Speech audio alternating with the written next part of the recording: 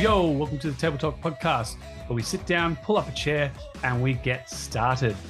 This podcast is designed to provide you packed full of information to help you with your training, nutrition, lifestyle, and well-being, where we interview myself through case studies to give you lifetime experience.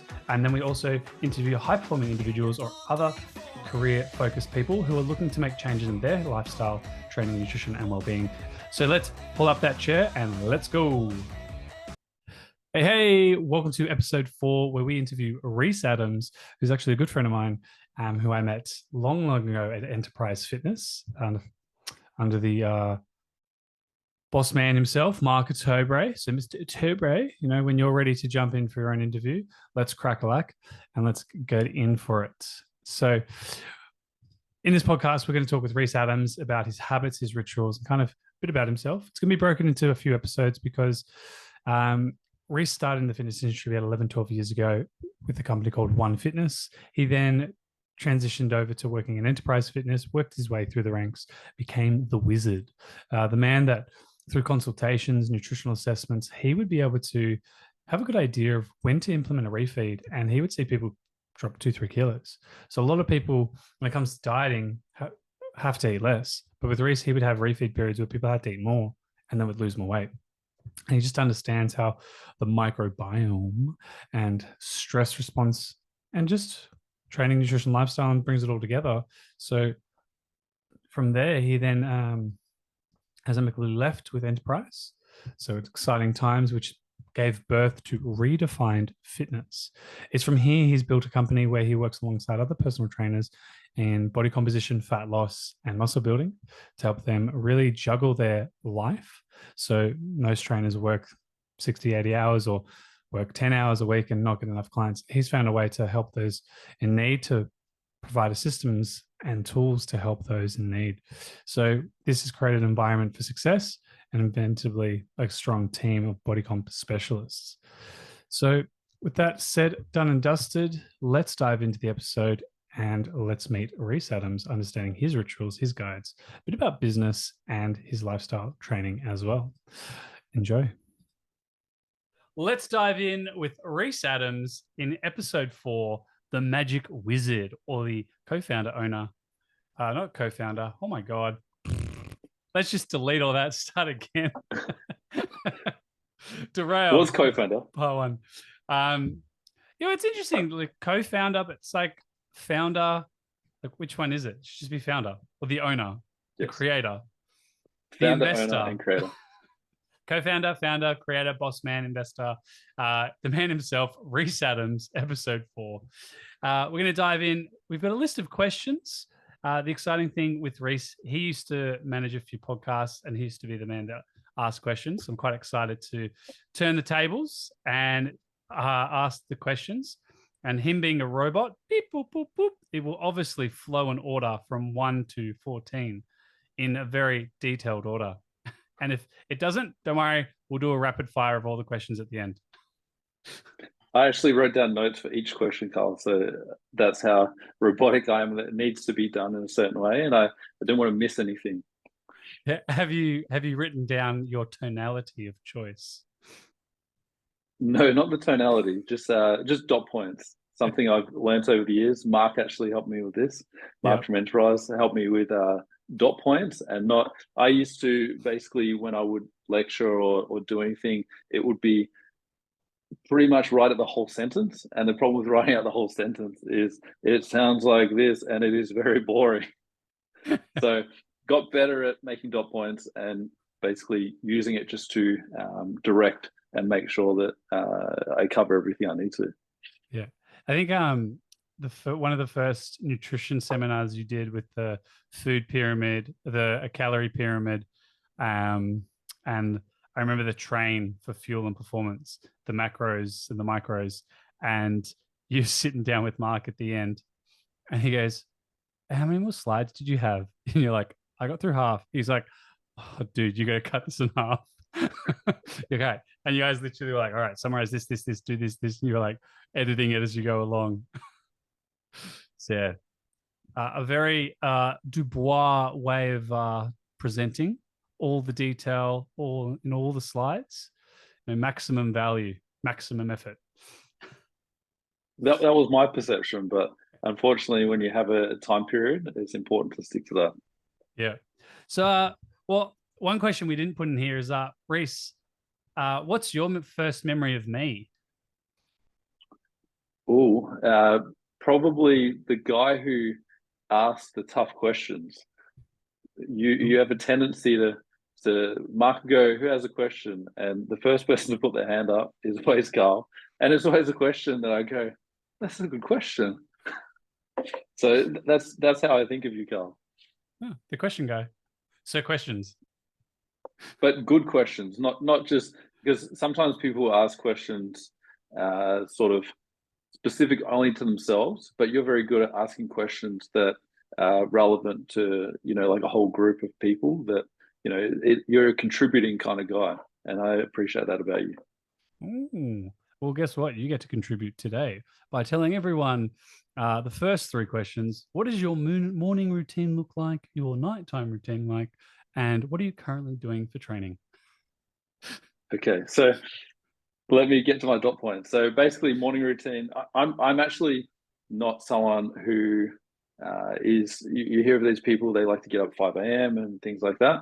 I'm personally not one of those, and I personally have tried to be, and I just find this is what works best for me. So I personally like to get up around 7 o'clock. Obviously, it depends on when I've got clients, but usually around 7. Say it isn't so. Oh, what a waste of 2 hours. Sleeping, recovering, adapting.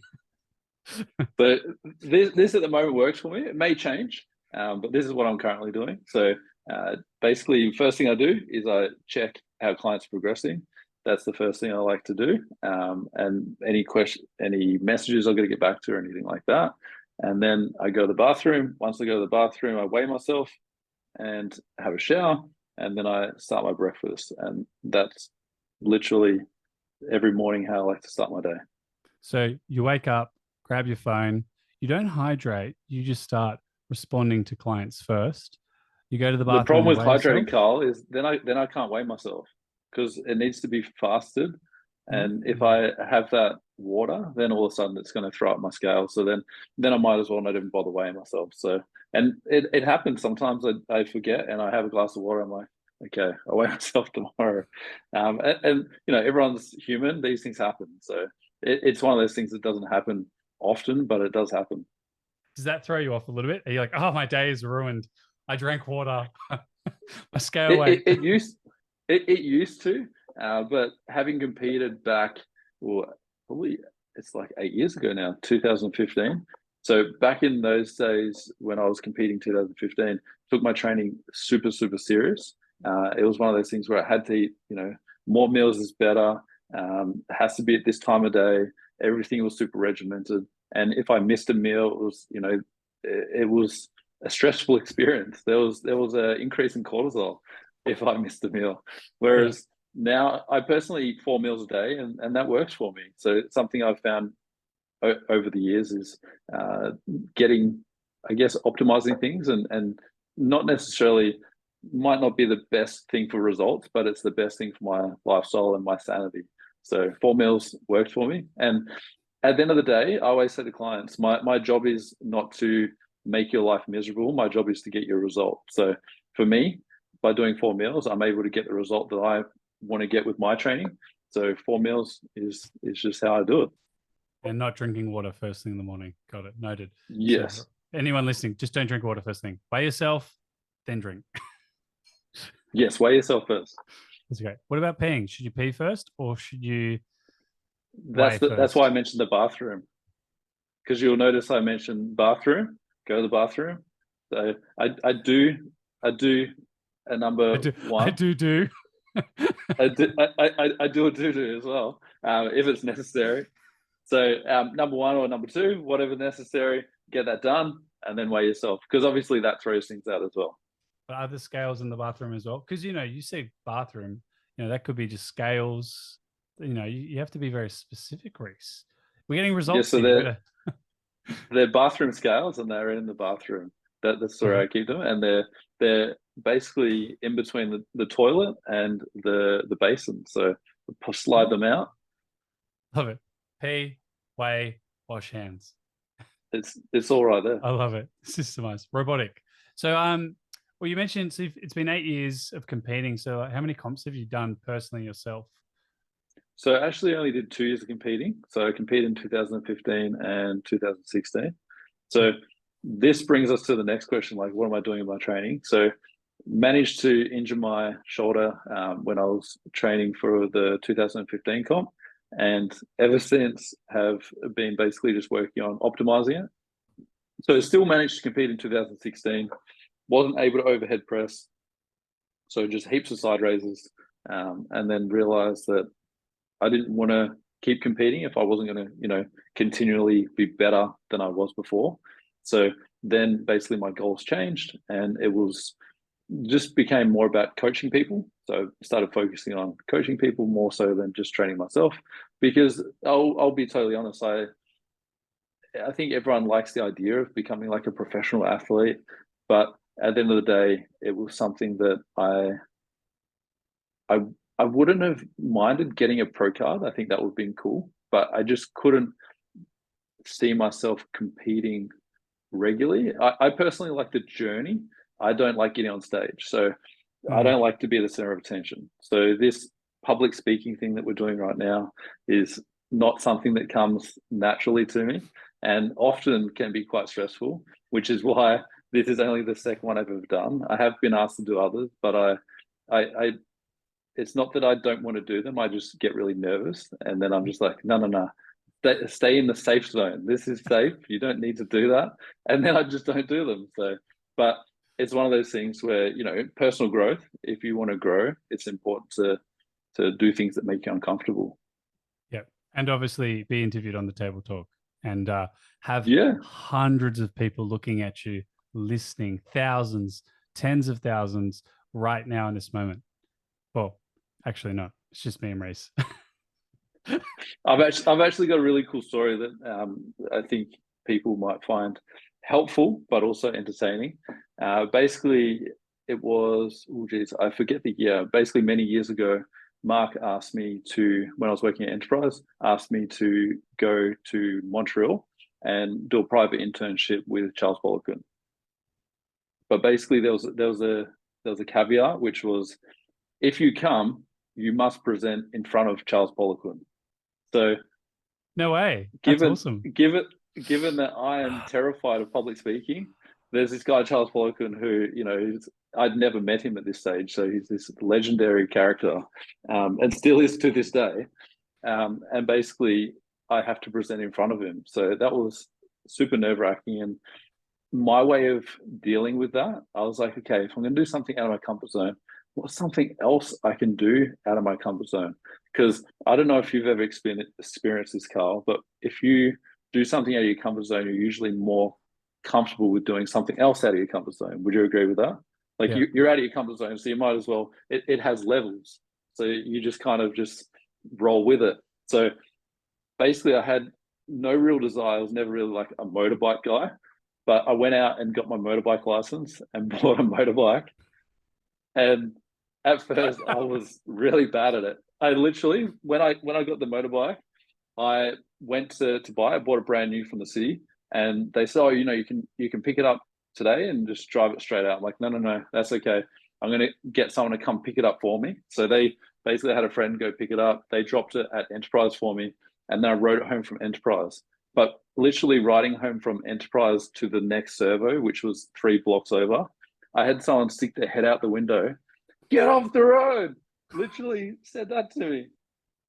Was struggling with the gears and indicating, and it was just something that you need practice to get good. So Mm. then I end up in the back streets and basically in the back streets doing um, practicing my turns, like accelerating and then slowing down to be able to indicate turn and just getting used to to using the motorbike. Because anyone that's ever got their motorbike license, you go to a motorbike school and it's in this controlled environment where there's no cars around. This is where I learned. There's no cars around, and you just have some cones, and you've got to go around the cones at your own pace. There's no Yeah. one yelling at you, tooting at you. Uh, it's the most controlled environment. So to be thrown Yeah. out on the street, it was nerve wracking, but I got it done. And then created this presentation for Charles, get there, and then all of a sudden find out that only a couple people are presenting and I didn't have to present. So it was a relief, but it was also like I kind of worked myself up for nothing. That's great. Yeah, motorbike license is good fun. It's comical, right? It's like the cones. I remember I did mine way back, and there was 14 people on like peewees, like on the automatics, and I had the manual bike, and I looked at the instructor. I'm like, "Am I in the wrong program?" He's like, "No." I'm like, "What? Why am I the only one with this bike?" He's like, "Because you're a man and not a like little bitch." What? He's like, all of these people, they're all city people. Like, they got no, they're not going to leave the city. Like, literally, they'll leave their house 2 minutes down the road, park the car. I'm like, why can't they walk? That's why they're bitches. It is definitely way easier. It's like Cool. cars. How many people have their manual license for the car? Yeah. Well, It actually, must be like 30% at most. and if you can only drive automatic and you're the designated driver, well, guess what? Your manual friends will teach you how to drive whilst they're under the influence. So technically, it's legal. um, well, let's stay on the comp prep. That's great. That I love that you put yourself in an uncomfortable position and then didn't have to present. You had already overcome adversity. Maybe the person that was shouting at you was Mark. Get off the road. And he's driving home going, he probably doesn't need to present anymore because he stepped out of his comfort zone. Good on you, Reece. Oh, that's amazing. um, but okay, so you competed for 2 years, and then like you've hurt your shoulder. You still built your shoulders up, so that's really cool. Um, and you've worked with competitors. You've gotten some clients pro cards as well. Yeah. Yeah. So I've got a lady, one particular client got two pro cards, and then uh, helped a husband and wife couple who coach competitors get a pro card for one of their clients. And then I've also had a client compete on in the UK. So that was really cool also. Amazing.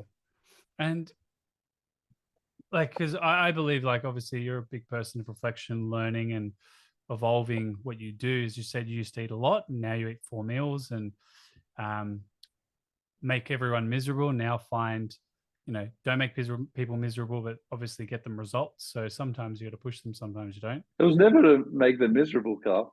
No, Never. I said no. There are times where they may be miserable, Yes. but for you, you really are there to kind of guide and say, look, remember the goal here is to get your results. So understand that you may be kicking and screaming, but we can either do this or we don't. It's your call. Remember, we are looking to get here. It might, instead of it being 2 weeks, it might take 3 weeks, but it's going to be okay. I'm here to guide you every step of the way. So, like, you're nurturing people, but obviously in comp prep or in specific timelines, fat loss, over the years, because you've been doing what, 12, 11 years, how do Since you evolve? 2010, so 13. How do you evolve your process? Is it from comp to comp, person to person, or are you running your like redefined fitness the way it is? And once you do some mentoring, you block out time to reflect. Like, how do you one upskill, and two, how do you evolve what you do if necessary? So the upskilling I've always put down to being coached myself. So I've always had a coach, and I think learning, like doing yourself, is one of the best ways to learn. Actually implementing it with yourself. Have you found that as well, Carl? Like Yep, when do you myself. implement, when you implement it with yourself, you see it. You see it personally. So, Mm, and I'm a big believer of using yourself as a coach as the guinea pig. So, um, obviously, you want to make sure it works before using it with your clients. So, I've always found that to be the best way. And working with a coach who is, ahead of you in particular areas, so that you can continue to grow. So, I've always been more of a hands-on guy. Some people love to read literature and things like that, which I like the idea of, but the problem with it is it's too many it's words. yeah, and it can be very hit and miss. like a lot of the time you hear this stuff that comes out and then you find out later down the track that actually it's not because of this, it's because of this. Like a classic one is the argument that was about the best, like what grows the glutes the most, squatting or hip thrusting. But it's like context matters. So if you got caught up in the, well, squatting is the best way to grow your glutes, then you would just squat.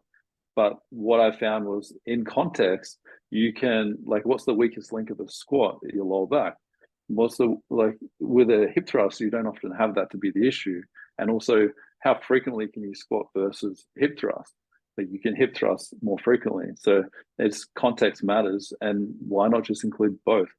Because they overload the muscle at different, like different points of the strength curve. So one overloads it in the shortened position and one the lengthened. So I think the best way would be to include both.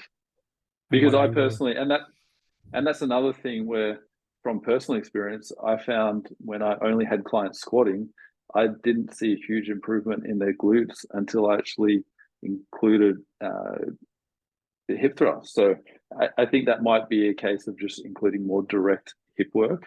But I noticed a significant improvement when I did that, because I remember when I was sort of against hip thrusting, because there were certain people that were against it. So I was like, okay, that, their argument made sense. So I'm like, okay, I'll stay away from hip thrusting. And then I heard a really good argument from Brett Contreras, and I was like, let's give it a go. And I had a particular client who was, because I'd originally coached figure competitors mostly. So mostly figure competitors where glutes aren't exactly the primary thing. It's mostly like back, shoulders, legs. Glutes that back in the day were not a huge deal. But then fitness and bikini came on the scene. So once fitness and bikini came on the scene, glutes became this magic muscle that you wanted to focus on particularly. So I was like, oh, let's give hip thrusts a go. And I found them to be really effective. So all your clients started getting bigger booties. Even the men. Do you get men doing a lot of hip thrusts? I get some men doing them, but it's not often the primary. I actually have one guy that when he got leaner, he got really sad. He lost his glutes. I'm like, it's one of those areas that you store body fat. So, not all of it is you didn't necessarily lose muscle. It's fat there too, primarily. So if you want, like, we can put the fat back there, but it's just one of those things that comes with getting leaner. Put the fat back. And how are you going to do that? Injectable, or just time their fat consumption? No, just a 50% surplus. Who are you being coached by at the moment? Luke Lehman. So Luke's actually become a really good friend of mine. And in terms of like managing my shoulder, he's been really helpful.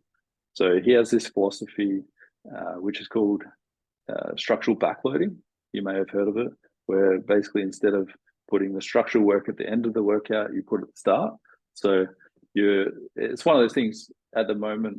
Improving my structural health of my joints is my primary focus. So basically opening up and strengthening and getting my body to move better before doing the compound lifts allows me to get the most out of those compound lifts, where sometimes you come in and you're a bit bound up and restricted and you're not going to move in the best way possible. So I found that doing it that way for now works best. But it's one of those things, it's not necessarily necessary for everyone, but I do find it helpful for people who may have, limitations with their training, or they just want to, strengthen particular joints. It's not something that, and that's where a lot of coaches sort of like, they have one way of doing everything. And that's something that I like to pride myself on, is not having one way and just, figuring out what is most important for this particular client and how can I help them best. And then when you figure that out, then you're going to have the greatest impact. All right. Well, that brings us to the end of episode 4 with Sir Reece Adams. We are only a third of the way. So tune in for episode 5 and we'll see you soon. Hey, thanks so much for joining the episode of Table Talk today. We hope you found some helpful tips and inspiration in staying healthy and fit, even with a busy schedule. Be sure to subscribe to our podcast. Stay tuned for our next conversation. Until then, keep prioritizing yourself, your health, your fitness. and we'll see you on the next table.